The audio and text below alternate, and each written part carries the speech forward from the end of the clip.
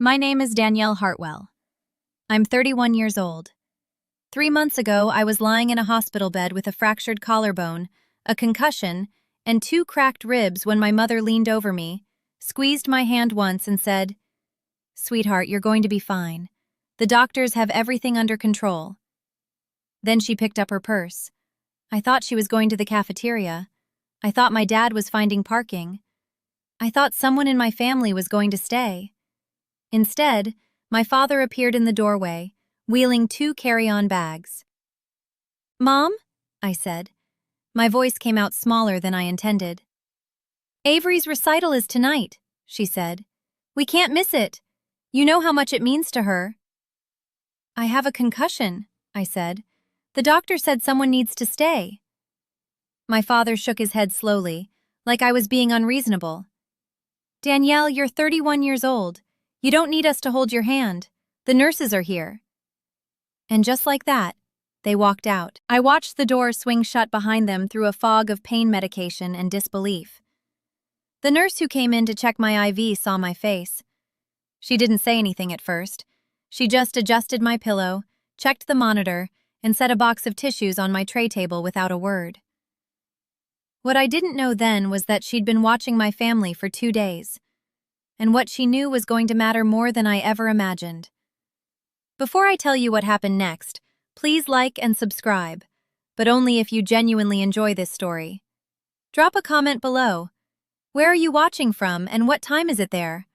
I love hearing from you all. Now let me take you back to where this really started. Growing up in Harrisburg, Pennsylvania, I understood early that there were 2 categories of children in our house: my sister Avery and everyone else. Which, in our case, meant me, my parents, Dad, a regional sales manager, and Mom, who gave up her teaching job when Avery was born to manage Avery's dance career, built our entire family life around one person. I don't say that bitterly. I say it factually, the way you'd describe the weather. Avery was 4 years younger than me, startlingly beautiful, and talented in the specific way that makes parents rearrange their whole world. She danced. She competed. She won trophies. And every dollar, every weekend, every conversation in our house orbited around her and her next performance. I learned to be invisible. I told myself it was fine. When I was 13, I made the school honor roll for the 3rd semester in a row. The same weekend, Avery placed 2nd at a regional competition in Pittsburgh. My parents drove 4 hours each way, stayed in a hotel, threw a celebratory dinner at her favorite Italian restaurant on the way home. My report card sat on the kitchen counter for 2 weeks before anyone mentioned it. My dad eventually said, "Good job, Danny," while reading the newspaper. I told myself I didn't need the attention. I was the responsible one. That was my role. When I was 19, I got into Penn State on a partial academic scholarship, a school my parents had always said we couldn't afford. I'd applied on my own, written my own essays, figured out the financial aid process myself. I was so proud. The week I got my acceptance letter, Avery got invited to audition for a junior dance company in Philadelphia. My parents spent $4,200 on coaching sessions, new costumes, and a 2-night hotel stay for the audition weekend. They didn't come to my college orientation. Mom said she had to drive Avery to a workshop. I found a ride with a classmate's family and told myself it didn't matter. I was independent. I was fine. The clearest example came 4 years ago, when I was 27. I'd been in a car accident, a minor one, a fender bender, and called home shaken and needing someone to come get me because my car was undrivable. Dad said he would come, then called back 20 minutes later. "Avery has a dress rehearsal," he said. "Can you call a rideshare?" That one I didn't rationalize. I sat on the curb outside a Walgreens and cried until the Uber arrived. I never brought it up. I never said out loud that something was deeply wrong. I just kept absorbing it, the way you absorb rain when you've forgotten your jacket. You get wet enough times, you stop being surprised. But all of that was just preparation for what happened 3 months ago. The moment that finally made everything impossible to ignore. I was driving home from a work event on a Tuesday evening in October when a driver ran a red light and hit the passenger side of my car going about 40 miles an hour. The airbag deployed. I hit my head on the doorframe. I remember the sound more than the pain. A flat, catastrophic boom. And then I remember the ceiling of my car tilting at an angle it shouldn't have been at. Paramedics were there within 8 minutes. At the hospital, they confirmed what I already feared. Fractured collarbone, 2 cracked ribs on my left side, and a grade 2 concussion that meant I needed to be monitored for at least 48 hours. The doctor, a quiet, precise woman named Dr. Okonkwo, told me I was lucky. No internal bleeding, no spinal involvement. But I needed rest, monitoring, and someone with me. My parents arrived that evening. Mom came through the door first, clutching her coat, her eyes sweeping the room the way you assess a situation when you're trying to decide how serious it is. Dad followed, hands in his pockets. I was relieved to see them. I remember that clearly.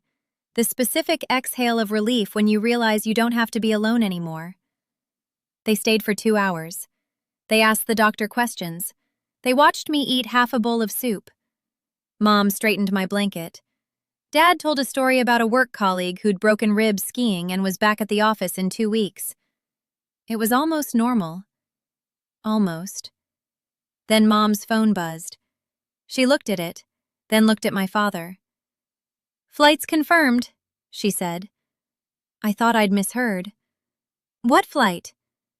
"Avery's winter showcase is tomorrow night in Charlotte," my father said. He said it the way you'd explain something obvious to someone who hadn't been paying attention. "We've had the tickets for 3 months." "Dad, I'm in the hospital." "You're stable," Mom said. "Dr. Okonkwo said so herself. The nurses are here around the clock. There's truly nothing we can do that they can't." I looked at them both. The pain medication made everything slightly slow, slightly unreal, but I understood what was happening with perfect clarity. "Please don't go," I said. It cost me something to say it. I'm not someone who asks easily. "I'm scared. I've never had a concussion before. I need someone here." My mother's face did something complicated. Not quite guilt. Something more like discomfort. The expression of someone who's already decided and doesn't want the discussion to change anything. "Danielle," she said, and her voice had that particular gentleness that meant the answer was no. "You are going to be absolutely fine. You're strong. You've always handled things on your own. That's one of the things we've always admired about you." I let that sentence land. They admired me for handling things alone because they had never given me another option. My father put his hand on my foot through the blanket. "We'll call you from Charlotte. Get some sleep." They left at 7:43 p.m. I know because I watched the clock on the wall when the door shut, the way you anchor yourself to something concrete when everything else feels like it's dissolving. The night nurse came in shortly after. Her name was Rose. She was probably 50, with reading glasses on a beaded chain, and a manner so calm it was almost medicinal.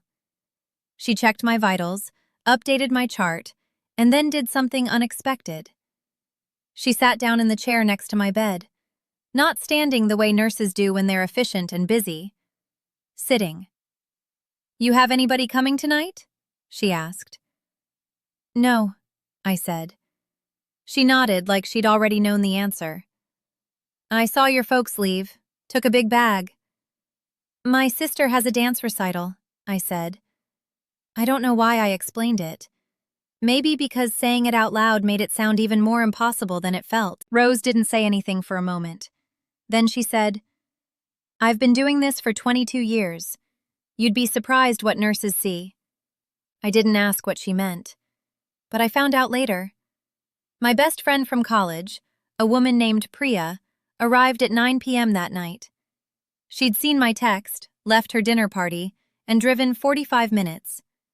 She walked in carrying a tote bag with an actual home-cooked meal in a container, still warm, because her mother had packed it the moment Priya said where she was going.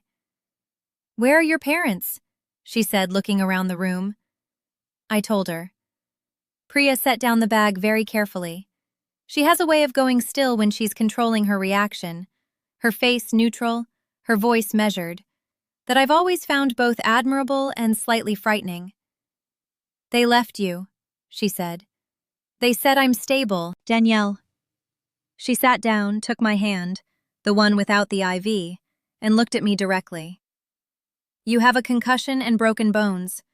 You are alone in a hospital. They left to watch a dance recital. I need you to hear that clearly because I don't think you're letting yourself hear it." I heard it.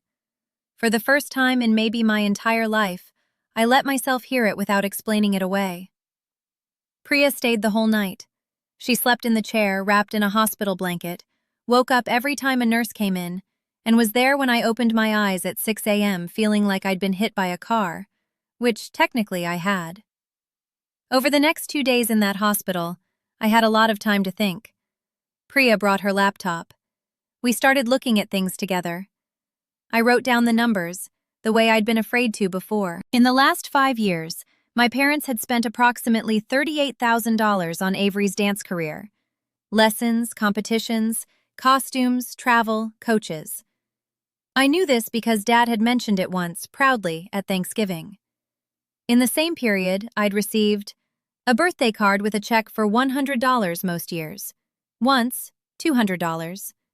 I'd lent my mother $3,000 2 years ago when a home repair came up unexpectedly. She'd never mentioned repaying it, and I'd never asked. I'd spent 4 consecutive Christmases cooking the entire holiday meal for 12 people, shopping, prepping, cleaning, because Danielle is so organized. Never asked if I wanted to. Never offered to help. Never thanked me in a way that acknowledged the 8 hours of labor. My sister had been given a car at 22. A used Honda, but a car. Purchased outright, titled in her name. When I was 22, I'd bought my own car on a payment plan, and my parents had signed the co-signer paperwork with barely a comment. Priya looked at my notes on the laptop screen and said something that I've thought about every day since. "You've been auditioning for their love your entire life," she said, "and they keep telling you the role is filled." I was quiet for a long time after that. Then I said, "I'm done auditioning." Rose, who had become something like a quiet guardian angel over those 2 days, came in for her shift on the second night. She sat down again, in that unhurried way of hers. "Can I ask you something?" I said. "Of course." "You said you've seen a lot in 22 years. What did you mean, when my parents left?" She was quiet for a moment, choosing her words with care. "Your parents had been here the whole afternoon," she said. "I watched them. Your dad was on his phone most of it. Your mom kept checking the time. When they left, I heard what your mother said to the admitting nurse in the hall." She paused. She asked whether it would be irresponsible to leave. Not whether it was the right thing, whether it would look irresponsible. The distinction hit me like a second impact. She hadn't been weighing whether I needed them. She'd been weighing how it would appear. "I've seen families rally around a paper cut," Rose said, "and I've seen families like yours." She stood, smoothed her scrubs, put her glasses back on. "For what it's worth, your friend Priya, that's what family looks like." I was discharged the next morning. My parents called from Charlotte that afternoon to say the recital had been spectacular. I went home and I started doing something I should have done years earlier. I started paying attention, not just to what my family did, but to what I was going to do about it. Over the following 8 weeks, I had 4 conversations that I had been postponing for years. The first was with a therapist named Dr. Reyes, who I found through my employee assistance program, and who, in our first session, asked me to describe my role in my family. I talked for 40 minutes without stopping. When I finally paused, she said quietly, "It sounds like you were the adult in your family long before you were an adult." That sentence broke something open in me, something I hadn't known was sealed. The second conversation was with my Aunt Patricia, my father's older sister who lived in Asheville, and who my parents described as difficult and too blunt. I'd always suspected that too blunt in my family's vocabulary meant unwilling to pretend. I called her and told her what had happened at the hospital. Patricia was quiet for a moment, Then she said, "Danny, I want you to know something. I love your father, but I've watched what they've done to you for 30 years, and I've bitten my tongue because I thought it wasn't my place. I'm not biting it anymore." She paused. "You deserve better. You have always deserved better, and I want you to know that whatever you decide to do, I'm in your corner." I cried for the second time that month. Still the good kind of crying, the kind where someone sees you clearly, and the relief of being seen is almost physical. The third conversation was with my HR department, where I requested and received a formal medical leave accommodation for my recovery, something I'd hesitated to ask for because I'd spent my whole professional life trying not to need anything. What they didn't know was that I'd spent 6 weeks in therapy, learning to name what had happened to me. What they didn't know was that Aunt Patricia would be there too. What they didn't know was that I was no longer arriving as the person who stayed small and said nothing. I was done being invisible. The dinner was on a Saturday in December, my parents' house, 14 people. The table looked beautiful. The house smelled like pot roast and cinnamon. The meal was pleasant for the first hour. My father toasted, "Our family's star." Then my mother looked at me with a bright, social smile and said, "Danielle, tell everyone how you're feeling. We were so worried about you after the accident." I set down my fork. "Were you?" I said. "Of course we were. Okay." My voice was calm. I'd practiced calm for 6 weeks. "Then I'd like to understand something since everyone's here." I looked at her steadily. "You left. I was in the hospital with a fractured collarbone, cracked ribs, and a concussion. The doctor had specifically said I needed someone with me. And you left to go to a dance recital." The table went very quiet. "You told me I was strong, that I handle things alone, that was something you admired. Mom, you've been saying that to me my whole life. Every time I needed you and you weren't available, you told me I was the strong one, the capable one, the one who doesn't need much." I paused. "Do you understand that you taught me that by leaving? Over and over again?" "Sweetheart, this isn't really the place—" "I think it is," Patricia said beside me, quiet but with an authority that made my father look at her sharply. "Because I've been watching this for 30 years, David, and I'd like to hear what Danielle has to say." "Priya sat with me all night," I said. "My best friend drove 45 minutes, slept in a chair, and was there when I woke up. Because you weren't." I let that breathe. "I don't say this to hurt you. I say it because something has to change. I can't keep pretending that the way I've been treated in this family is normal or acceptable." My Aunt Linda set her fork down. "Diane, is this true? You left her at the hospital?" "We had plane tickets," my father said. The way he said it, he thought it was a complete explanation. "To a recital," Patricia said, not a question. The silence that followed filled the room completely, no air left. Avery looked at me with an expression I hadn't seen on her face before. Not guilt exactly, but something adjacent. Reckoning. "Danny, I didn't know they were leaving. I'm sorry. I didn't know." I believed her, and I nodded. "I'm not asking for an apology tonight," I said, looking at my parents. "I'm asking for honesty. Moving forward, things will be different. I won't be available the way I used to be. I won't be silent about things that hurt me. And I will no longer organize my life around being low maintenance for this family." I picked my fork back up. "I love you both. That's why I'm saying this out loud instead of just disappearing." My mother's eyes were wet. My father stared at the table. My Uncle Garrett said quietly, "I think Danielle is being very reasonable." It wasn't dramatic, but in a room of 14 people, it landed. That was 3 months ago. Things are different now. Not perfectly resolved, not wrapped in a bow, but genuinely different. My mother called the following week. Halting, imperfect. She didn't apologize for the hospital directly, but she said, "I think we took for granted that you'd always be okay. I think that was a mistake." I received it as the beginning of something, not the resolution. My father said something I hadn't expected. I think we got so focused on Avery's potential that we stopped seeing yours. That wasn't right. That one I'm still sitting with. I'm still seeing Dr. Reyes, still close with Patricia, who has become one of the most important people in my life. Priya and I have dinner every other week, and sometimes I just sit across from her and feel grateful. I've established limits. I decide which family events I actually want to attend.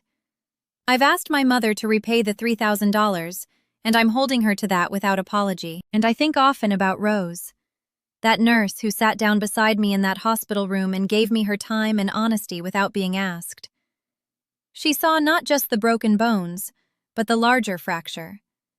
Something about being truly seen by a stranger, in one of the worst moments of my life, gave me the courage to ask for the same from the people who should have been doing it all along. If you've spent your life being the strong one, the low-maintenance one, the one who handles things alone, hear this. That story may not be true. It may be a story that was convenient for the people around you, told so many times you started to believe it. You are allowed to need people. You are allowed to say so. You deserve the kind of showing up that Priya gave me, that Patricia gave me, that Rose, a nurse who'd never met me, quietly gave me. That's what real presence looks like. And you deserve it.